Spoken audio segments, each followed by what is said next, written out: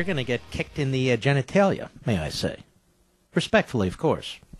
Some of you are going to owe thousands and thousands of dollars and cannot afford it because you will not have purchased your government-mandated health care. Isn't liberalism compassionate? Others of you have purchased health care that is inferior, and you'll blame your insurance company even though your insurance company has nothing to do with it. The insurance companies are compelled to offer certain types of health care and no more. And no more. Isn't it great? HHS Secretary, her name is Sylvia Burwell.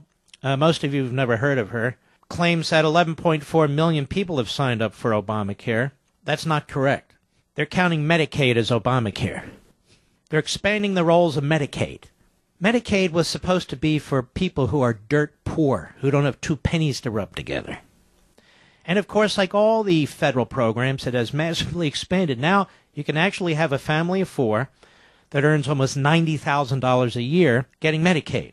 I'm not saying those of you who do that are. I'm saying you could.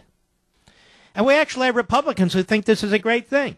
John Kasich in Ohio, being touted as another conservative. Oh, he's a conservative.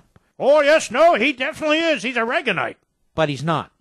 And he skirted the legislature in Ohio and expanded Medicaid massively and runs around telling you, well, we can't be heartless, can we? No, let's just bankrupt the country.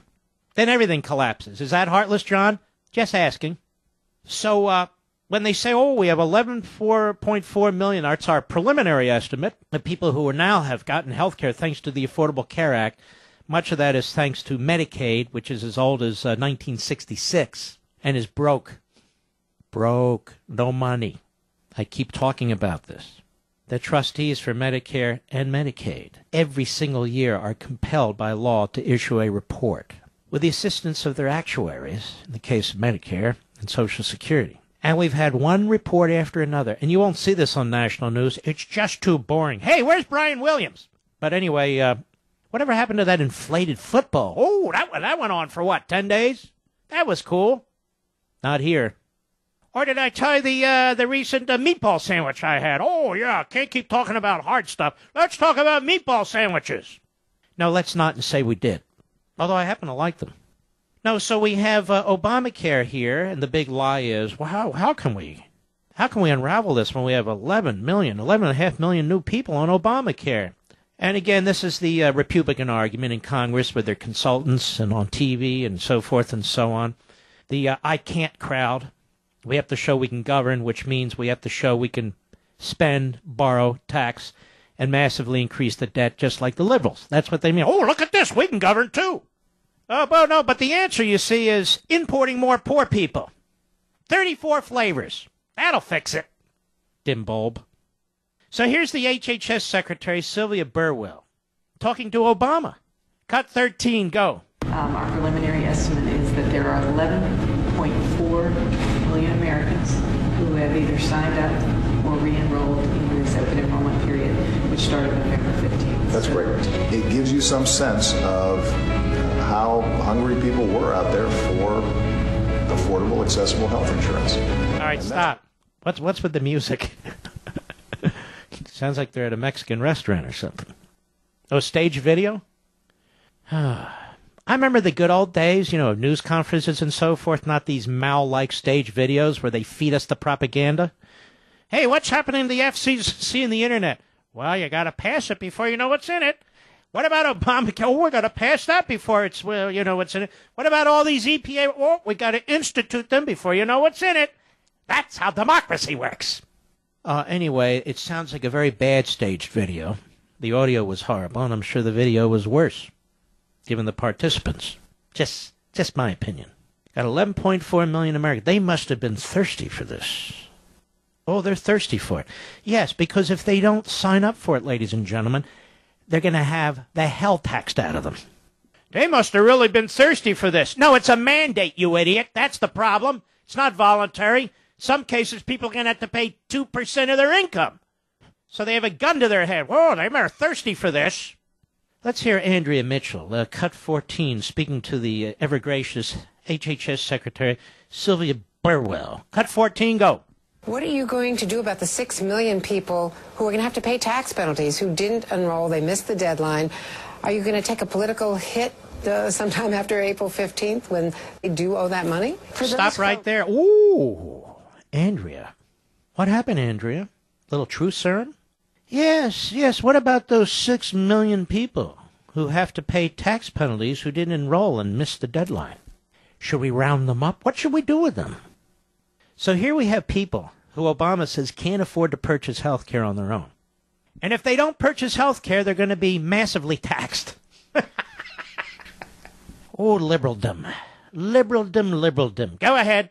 Who have not taken the personal responsibility and can't afford it to sign up. Whoa. For those folks who have not taken the personal responsibility and can afford it. So we've gone from Obama saying people were hungry for this. People were hungry for the Affordable Care Act. Hey, but what about the 6 million who weren't hungry?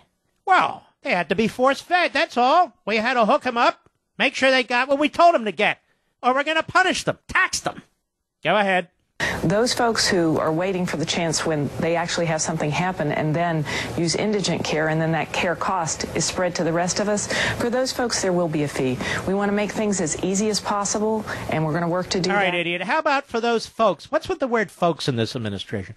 The terrorists. The folks over there. The taxpayer. Oh, the folks. We're not folks, you idiot. We're your boss. Now, that said, what about the folks who had their health care, were paying for their health care, or their employer was paying for their health care, or there were shared payments for their health care, and we were perfectly happy with our insurance? What about those folks, like most of us, where we lost it thanks to you jerk, and the president, and the jerk before you? Supercilious. Sibelius. We took our personal responsibility. We didn't need you, and yet you nationalized this industry. But they want you to say, yeah, those people that just walk into the emergency rooms and get it for free. Guess what, ladies and gentlemen? They still walk into the emergency rooms and get it for free. And many of them aren't even American citizens. Did you know that? Yes, you did know that. Well, doesn't Burwell tell you that? Because she doesn't want to tell you that. What they do is they ignore all the facts and then focus in on some little aspect of it. Those people, those folks who've not taken personal responsibility and can afford it to sign up for care, those folks, who are waiting for the chance when they have something happen, then use indigent care, and that cost is spread to the rest of us. For those folks, there'll be a fee. There'll be a fee. Here, I have an idea. Rather than destroying health care, nationalizing it, destroying it for all of us, including those of us, we folks who took the responsibility, had health care, and were perfectly happy with it, till you screwed up, you jerk, Burwell. Why is it then that people who go to an emergency rooms aren't required to pay a fee up front? You see what I'm saying, Mr. Producer? There's a federal law. If somebody goes in and uses the emergency room and claims indigency and can't afford it, they get it for free. And so what this woman is saying and what Obama says is, we shouldn't have to subsidize them. Great, then charge them. But charge them right there at the point of service. Can't do that. Why? Private sector. Well, Mark, what if they can't afford it? Over time, you can't afford it.